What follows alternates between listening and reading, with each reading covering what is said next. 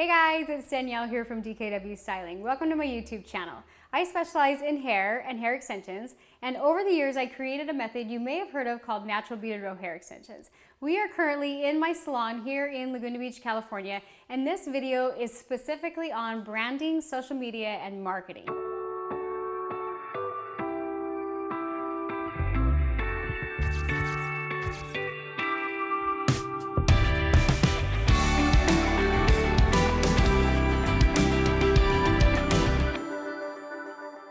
One of the biggest things that I noticed when I first started and this whole new concept of branding sort of was new to me is I started following a ton of people on Instagram and Pinterest.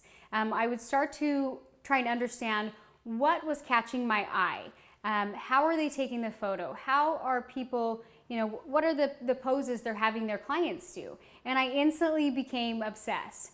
I felt at the time that my work was good and my work was decent, and I'd follow different people and I would take a photo, and in the beginning I felt a little bit like, this photo is not doing this hair color justice. And so I thought, what do I need to do? And that's actually part of the reason I started fashion blogging. If you click on the link below this video, that's gonna take you to my blog, and you're gonna see hair and fashion mix, because those are the two things that I love and I'm passionate about. I started my journey by working with a photographer and doing a little bit of fashion blogging in order to learn just enough photography so that maybe I could understand lighting, posing, positioning to kind of just get better photos for my clients. I think in the beginning, one of our struggles is we feel awkward, and we get the client's hair all done and we almost feel like we can't ask them to take that after photo.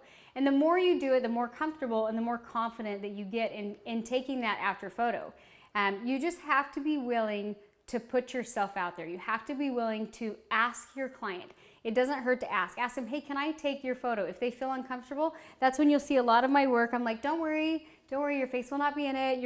I'm gonna see like your eyelashes, and I keep it very light, and I kind of read the client's energy in order to get the hair shot that I'm looking for. I'm holding this camera here and I'm bouncing it around because I have a hard time holding still. But this is the camera I use. Now I still to this day use my iPhone, but if I want a really crisp, clean shot, if I have a really good color that I absolutely love, I will use, this is a Canon Rebel T5i. This also does video. It's cool because you can kind of flip the screen. And I have a portrait lens, which is great for hair shots. It gives you kind of that blurry background. I know if you're using an iPhone and you're following people on social media and you're like, what app is that? People ask me all the time, what app is that? I'm like, well, it's not an app, it's a really good camera.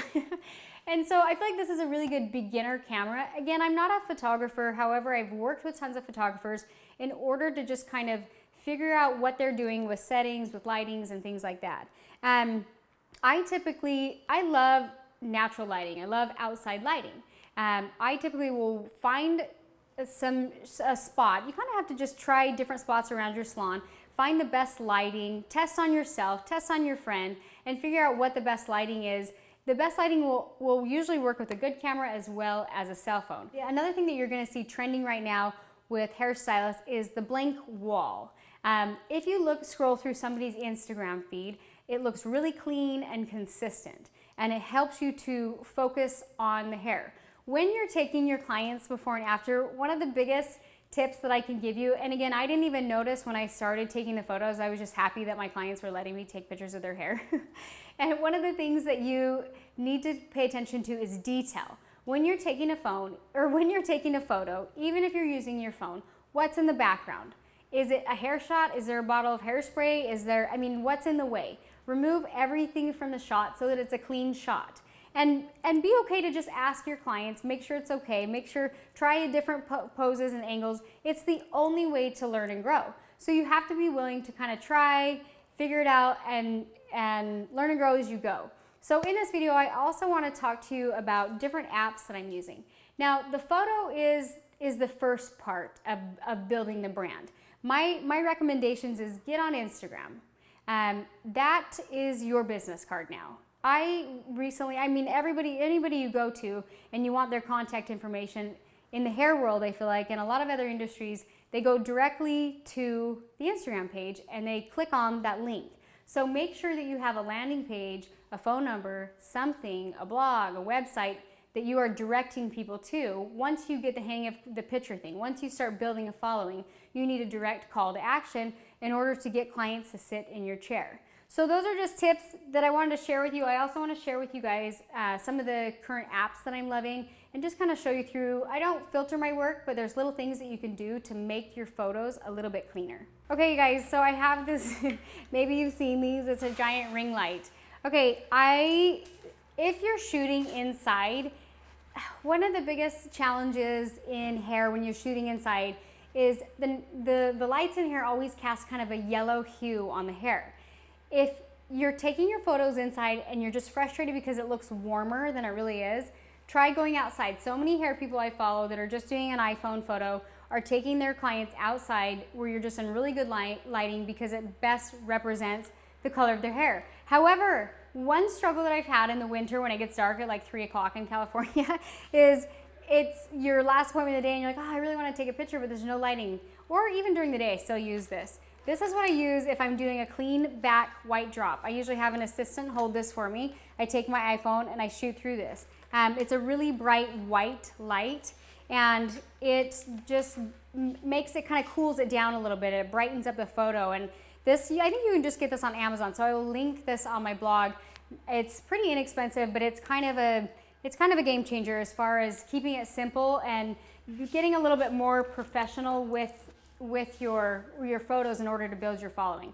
A few other things that I like to do, I don't know, some of my favorite apps, I'm sure a lot of you have heard of this, but Facetune, I've known about it for a while, but Facetune is one of my favorite apps that pretty much everybody should have. What it does is this sounds funny, but I was talking about having a clean backdrop in your photos. I have a white wall, and behind the white wall there is just this annoying light switch. In Facetune, you can go and remove that light switch so that you have a really clean background. You can also, sometimes if a client feels uncomfortable, they're not wearing any makeup, you can smooth out their skin a little bit. There's different things that you can do on this app that don't over edit your photos. Again, I try and keep my photos untouched as possible so it's a true representation of my work. However, that's why I rely so much on lighting, but there's little things that you can do to kind of just clean up the photo here, as you can see as I'm just kind of going through, and you can see there's that light switch and you can just kind of remove that. The last app I use a lot is just it's PicFrame. I'm sure everybody has a collage one. The less busyness on your actual photo, like I don't want to see something that said PicFrame made this or anything. It just needs to be super clean. I don't even like borders or anything, so I go ahead and I remove those borders, and then you can just go through and add in, the photos you want to, and voila, and then just kind of do that, and then you're good to post. Now, if you're sharing on Instagram, and there's times where I'm really frustrated because I felt like it just needs to be a little bit lighter. Again, I try not to edit my photos, but if you go in and you just want to brighten it up just a little bit, I feel like it helps showcase what's kind of going on in this photo. So that's another trick I do in Instagram. And then I go ahead and share that. So anyways, I hope those tips helped. Don't forget to click on the link below this video. That's gonna take you directly to my blog where you can find out more information about me. And I will see you guys next Tuesday for our tip of the week.